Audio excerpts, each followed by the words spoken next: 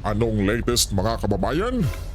Ito, Madam VP Inday Sara Duterte, nagsalita na nga po mga kababayan, sinagot ang sinasabing unimportant di umano. Si VP Inday na impeach ayon kay Pangulong Bongbong Marcos Jr. mga kababayan. At samantala, yung sinasabi ni Kong Chismis Kong Hon mga kababayan sa Quadcom ay sinagot na rin ni Madam VP Inday. Naku po, ito, pakinggan natin. Sir, doon po.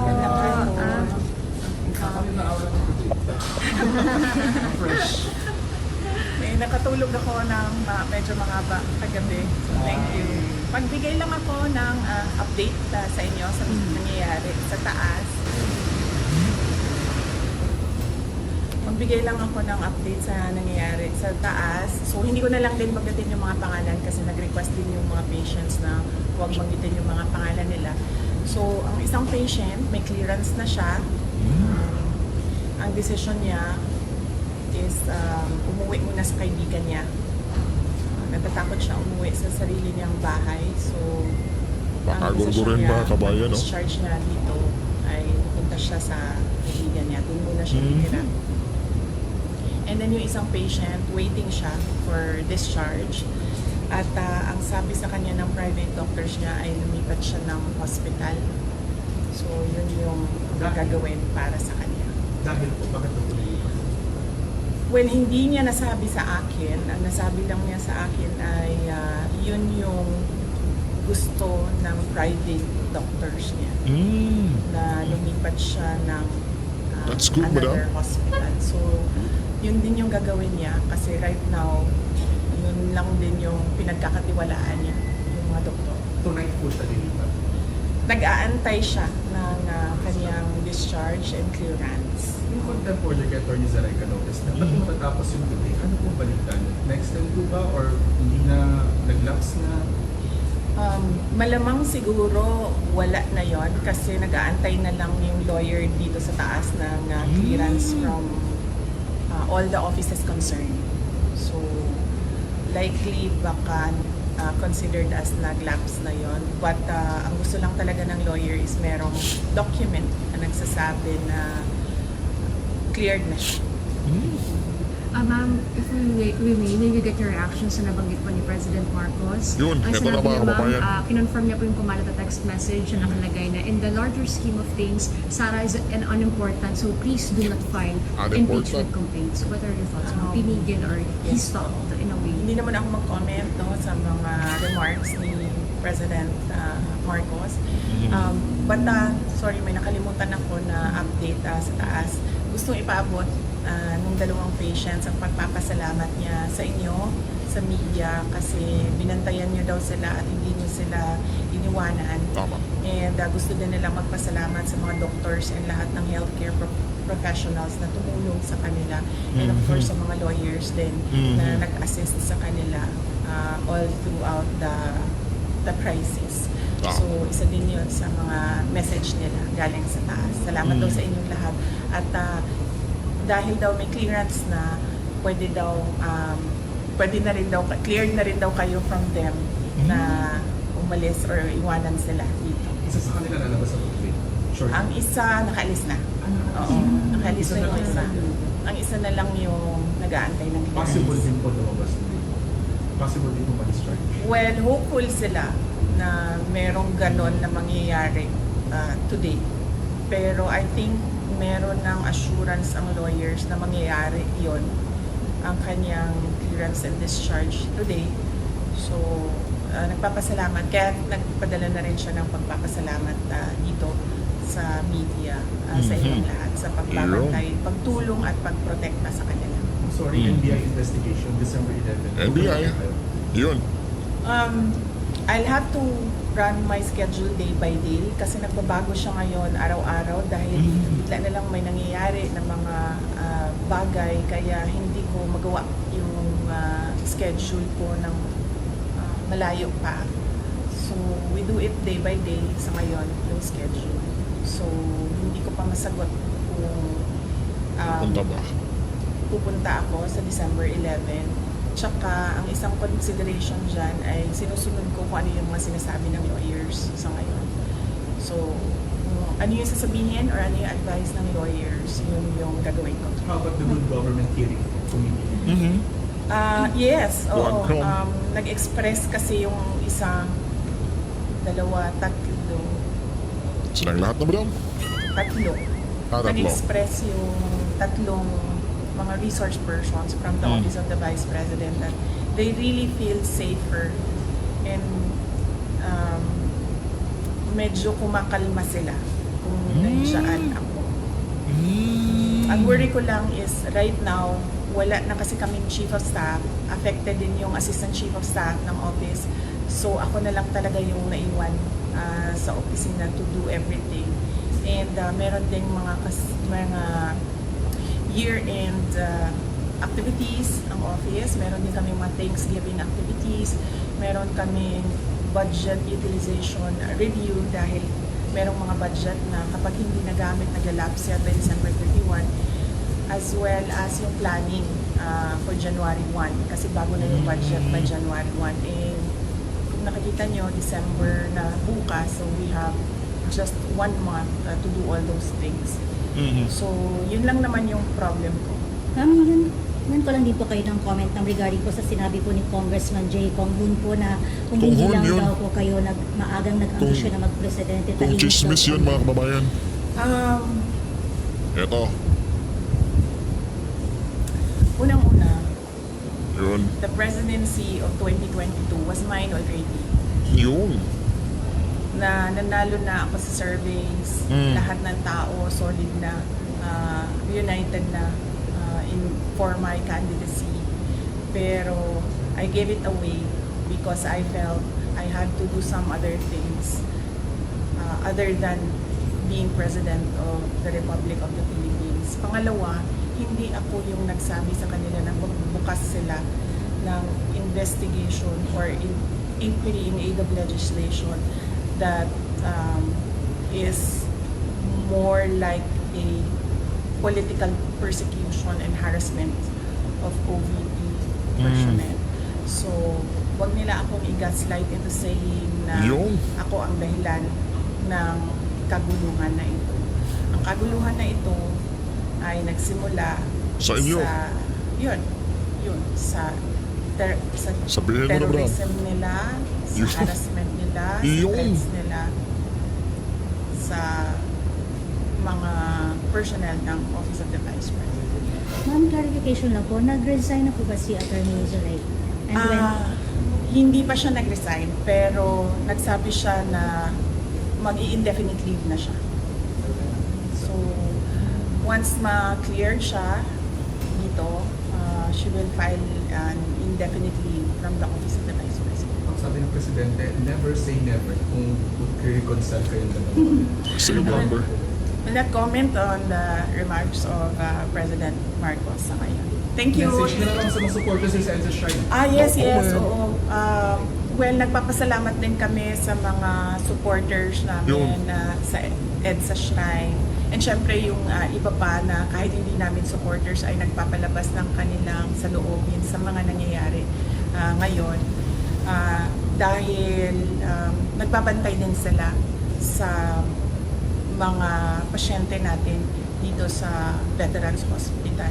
And nagpapasalamat din kami sa mga tao na nasa labas ng Veterans Hospital na nagbantay din sa mga pasyente. Malaking tulong Tama. yun sa akin, yung media, yung mga tao na nagbabantay. Si Senator Bato de la Rosa na hindi talaga niya iniwanan yung mga pasyente.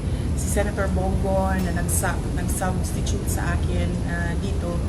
Ang laking tulong nun lahat, ninyong lahat sa akin dahil nakakadalaw ako, nagagawa ko pa rin yung mga iba kong kailangan gawin ng mga trabaho. ma'am, bago lang Thank po you. ma'am. Ma'am, nag-usap na po ba kayo ni Fair RD lately? Thank you, ma'am. Nako, itong si Boy Chismis! Diyos ko! Ano na naman ang mga pinagsasasabi mo? Representative Jefferson Konghon. Si Boy Chismis! Basahin natin yung kanyang Patutsada na naman kay VP Inday Sara. Hindi ba kayo nagsasawa? Grabe no, talagang halos araw-araw nyo nang tinitira si VP Inday. Diyos ko.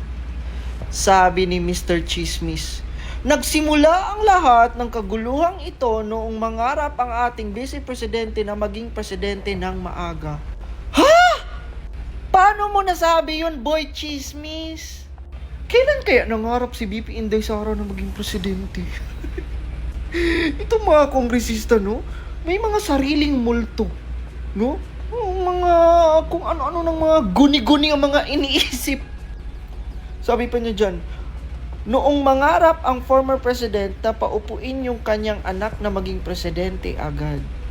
Grabe namang kachismisan yan. Puro kachismis. Hoy! Ang gustong maging presidente si VP Inday Sara, kami! Pwede mong sabihin ang taong bayan, ang mga Pilipino, ang ambisyoso. Kasi kami ang may gustong maging presidente. Si VP Inday Sara, hunghang. Pero may malupit na sagot si VP Inday. Sabi ni VP Inday, unang-una, the presidency of 2022 was mine already. Tama! Kasi di ba mga lords, di ba, nung surveys pa lang kung sino ang napupuso ang maging presidente ng Pilipino noong 2022. Lagi niyong tandaan, si VP Inday Sara. Sa lahat ng survey, siya ang nangunguna. Siya ang top choice. Nanalo na ako sa survey. Lahat ng tao solid na, united na for my candidacy. Tama! And actually, we are expecting, di ba, na talagang tatakbo si VP Inday. We want Duterte. Pero I gave it away because I felt I had to do some other things. Oh, boy chismis, kung ambisyosa si VP Inday at nagmamadali siyang maging presidente, edi sana kinagat na niya at grinab na niya ang chance nung 2022 election pa. Hunghang.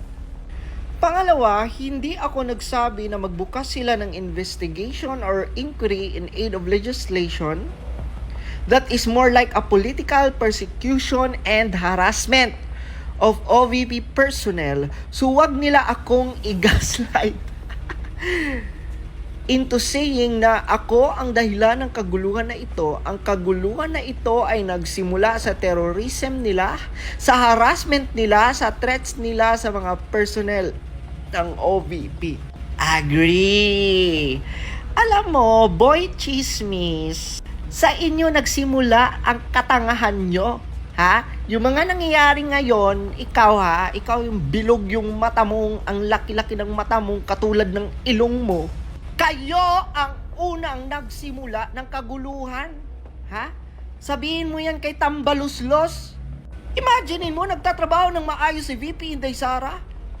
Diba? Dinikdikan nyo, inisyuhan nyo, at kung ano-anong mga kadramahan ang pinagagagawa nyo, naubos na lang ang pera ng taong bayan. Diba?